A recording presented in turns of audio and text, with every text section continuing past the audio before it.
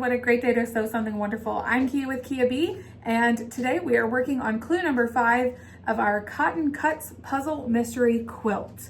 First, let me apologize for all of the background noise. We have leaf blowing happening, lawn mowing to wrap up the season, street cleaning, all on the day I'm filming. So I apologize. Hopefully you can hear me over all of those things. Today, like I said, we're working on clue number 5 in our Olympia Puzzle Mystery Quilt, and I'm using the colorway Nadia, which I absolutely love this. This is just a beautiful Christmas fabric, and I love it. This is called Little Town by Amy Simbaldi for Art Gallery Fabrics, and here's the colorway. Here are the individual. So this is called our color card, and I use this every month to tell me which pieces go where in the pattern. It kind of helps me understand which fabrics are which letter. So we've got 2 different blocks to make today, several of which we've kind of done a little bit of them before. So let's dive in. So the first block that we're going to work on is using our laser cut triangle pieces to make this flying geese unit over again. So we kind of worked on something similar in clues in the past. So let's go through that. I've got my instructions printed out. You can use them as a PDF as they come, or you can print them out. I kind of do both. And so I've got one strand here made, so we're gonna grab the other one. You'll grab your fabric H, which I know from my color card is this piece here. We're gonna lay those out in a row.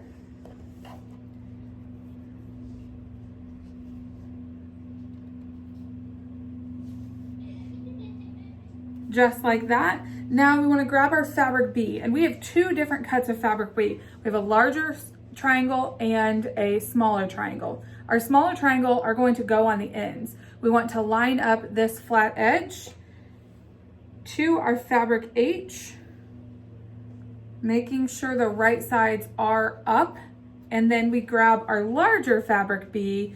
We want to put the points of the triangle facing downward. So definitely refer to your instruction sheet because I know you can't quite see the layout super well. So here we go. So your strip unit is going to look like this. So fabric H is pointing up, fabric B is pointing down, fabric H pointing up, fabric B is pointing down. Okay, now the great thing about cotton cuts and the thing that I love the absolute most is everything is laser cut. So I have a pair of scissors sitting here just in case I need to snip threads or anything, but I actually don't have to cut any fabric. So what we're gonna do is just start at one end and go down the line. So what we do is there are 2 clipped edges to each triangle.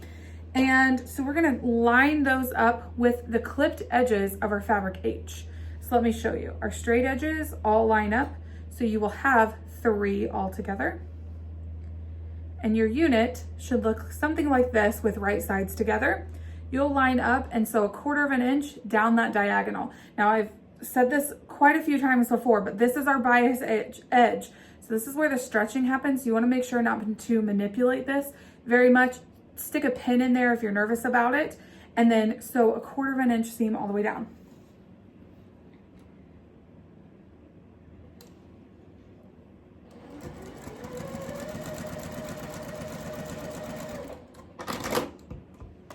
What I like to do is set my seam and then roll that back and press. Again, that is the diagonal, the bias, so we want to be super careful with that. I just find it really simple to take my unit, put it back into my lineup of the block, and that way I make sure everything is getting lined up correctly. So my next piece, which you're probably having a hard time seeing, is in this corner. I've got the unit I just worked on, and I now want to add a fabric B triangle. So that will create that flying geese. So again, line up all 3 edges, and they're laser cut, so they should line up perfectly along the side. So now we'll just set this seam, roll that back, and press. Now we'll continue. I'll lay this back into its formation and continue with the next. You're going to continue with that all the way down until you don't have any triangles anymore, and that will create our first unit. So I will let you just watch me sew this.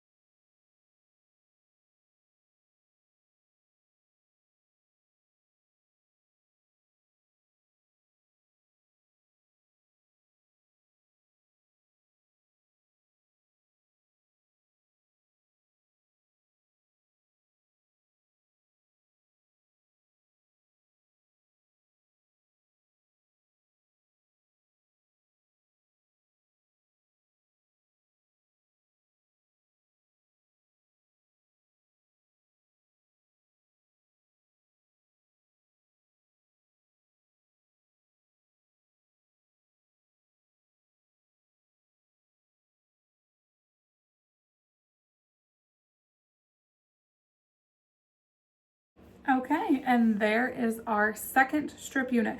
So after you're finished, you should have two matching strip units of Flying Geese that look similar to this, whatever your fabric choice is. And now we can move on to our next one. So our next piece is actually a bit more sewing. So we've got a 9 patch there in the middle with 3 railroad blocks on either side. And so let's get started on this. This is going to be super important for 2 reasons. One, it's really important to lay out your block. I actually have this one upside down. To lay out your block so that you can refer back to it and make sure that you have your placement correctly done. The other thing that I would suggest is make sure that you pay attention to the instructions on the seam, pressing the seams. Let me show you. So I have my instructions here for clue 5. And you can see here that there are arrows. Those arrows tell you in which direction to press your seams. So if an arrow is going up, then you want to press the seams up. If the arrow is going down, down. If the arrow is going from either side, you'll want to pay attention to which side it's going on. And that way everything nests together really, really well. So a nesting seam should look something like this. Here we go. So you've got the seams laying nice and flat, so there's not too much bulk in here as to when you're finished with your quilt. Then there's not a ton of lumpy, bumpy, anything inside the quilt there. So let's lay out this. Now, using my color card, I can figure out that I need 4, let's do our 9 patch first. I need 4 of fabric A. So I'm gonna lay out those 4 corners. 1, 2, 3, and 4. Now I need 4 fabric E squares, which are, for me, are these here. I will lay those out as per the instructions. And then our center square is our fabric F. And for me, that is this really bright. Love that pop of color in here. Okay, then we have sort of our strip units on the side here. Now the very top one is going to be fabric D. So for me is this ribbon. Look how cute that is with the little bows. So I will lay one to each side. Just like this. Fabric B are the houses. This is my favorite print of the whole line. This specifically is why I chose the Nadia one colorway. And then lastly is my fabric H, and that goes at the bottom. So again, refer to your strip units, refer to your pattern as you're putting your strip units down. That way you make sure you have the correct pattern layout. All right, so I would personally like to start sewing this 9 patch together. A good gust of wind comes by and this is all gonna blow over, so I wanna secure that as quickly as possible. So what I will do is I will take and work in 2s. So I'm gonna take this fabric A and sew it to this fabric E. Take this fabric E, sew it to fabric F, take fabric A and sew it to fabric E. And I'm gonna do that in sort of a chain piecing method. So I'm gonna take these, put right sides together, and I'll do this in real time. I won't speed it up so you can see the process here. Line it up with a 1/4 inch seam. Now I'm not going to break my thread here. I'm gonna continue to sew. I'm gonna take a few stitches so there's a little bit of gap. Take my next 2, fabric E and fabric F, put right sides together. Now add those to what I've already started. This is called chain piecing. Again, don't break thread, take a few extra stitches. Got my fabric A to my fabric E, right sides together.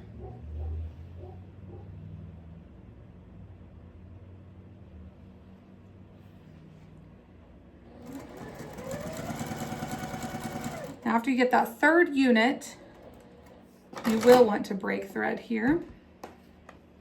I'm going to take these over in their chain piecing and set all of these seams like so. What I want to check here is, are the appropriate squares facing up. That's how you will know. So I should have a fabric E, a fabric F, and a fabric E on the top side. Even though it is the wrong side, it should be the ones at top here. And what we want to do is open those up and press those seams. So they should be going opposite directions here. Actually, let me flip this. And again, refer to your instructions on which direction your seams should go. Just like this. So this is one unit, remember, we didn't break our threads in between. So now let me press this out. Press this one going the opposite. Okay, so we see this is just a really quick little unit here. Now what we want to do is, now that we have our little chain pieced unit, we want to add our other three. So our A, E, and A again, okay? So now I know that my A goes with my top one, my E with my second one, and the A again. So I'll take the whole chain pieced unit over here, put right sides together, and start sewing. This, you put in a lot of work for this moment for it to go really, really simply when you sew this final block together. Okay, line up that, grab my next one, check my pattern, make sure I'm still lined up the right way.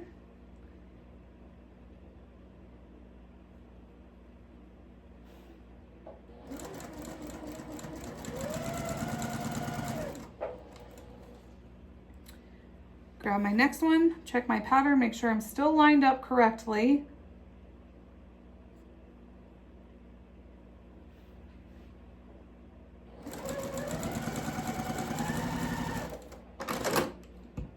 Okay, take this chained piece unit over to my pressing mat, and again, set the seams. And refer to my pattern as to which way I need to press these.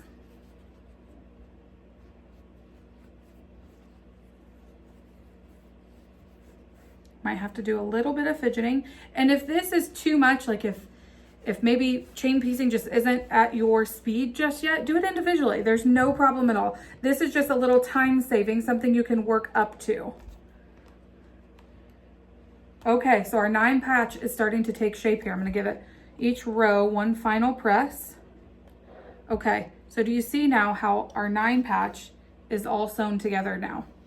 Now what I'm gonna do is lay this row on top of the second row, and because it's attached, it's going to stay like that. Now we're gonna be able to nest our seams together. So do you see how this seam is going this direction and this seam is going the opposite direction? We've talked about this in a previous video.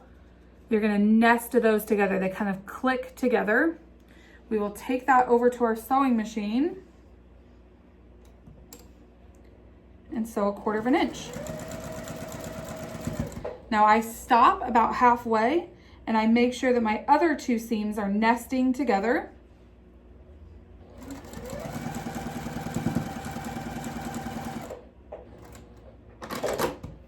Okay, bring this over. I still have my one little unit at the bottom dangling, and that's okay. I'm gonna set my seams here. Roll this back, just like this.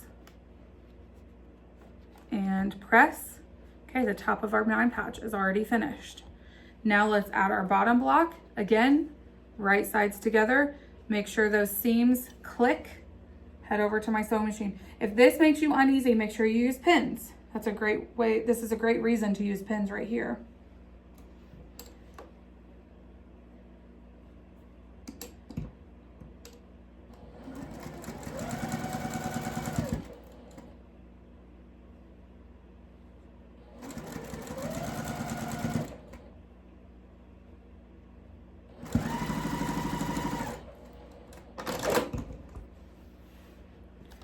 Set my seam, roll that back, and give that a good final press. And our 9 patch is finished, just like that. So now I want to bring it back over to my pattern layout and make sure that I'm still lined up. All right, so now let's work on our strip units. Fabric D is at the top. I'm gonna sew that to fabric B. Keep referring to my pattern to make sure all my pieces are still in the right spot. So a 1/4 of an inch seam. Again, use pins here. This is a longer strip.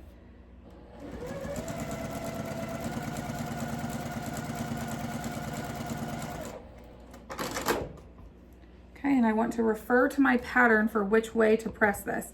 So my pattern has an arrow going down, so I know that I need to set my seam going toward fabric B. Okay, the top of my first strip unit.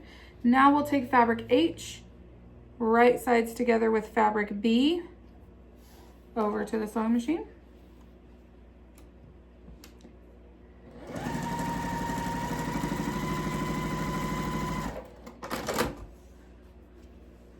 Set the seam. Again, now the arrow is pointing up, so I still need to press towards fabric B. And I'll show you those seams in just a moment.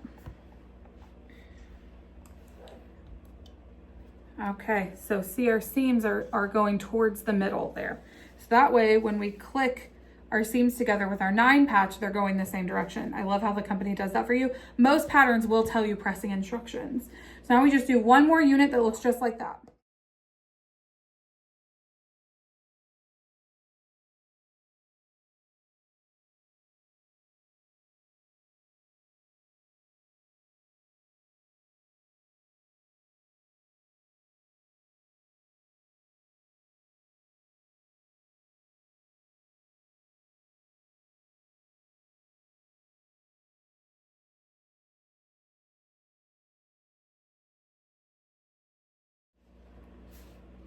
Okay, so see, I didn't check my pattern. So now I need to fix this. This should be down by the houses. So let me grab a seam ripper. We can't have that. Okay, we're just doing real life sewing over here in the studio. Okay, now before I do this, let me check my pattern one more time to make sure that I am doing it correctly. A fabric H to a fabric B. Here we go.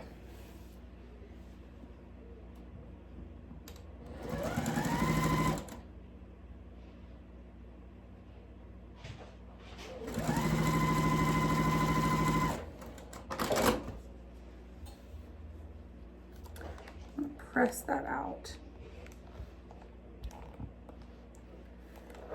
Now press towards the middle.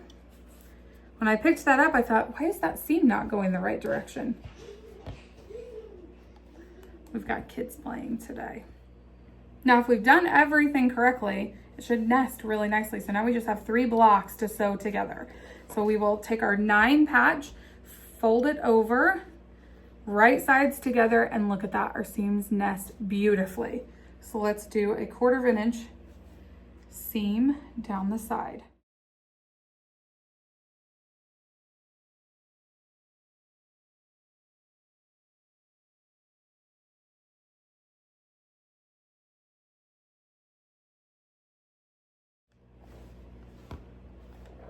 Nesting seams together helps us get these perfect points. And so it just comes together more beautifully. Now we'll nest the other 2 and our block will be finished.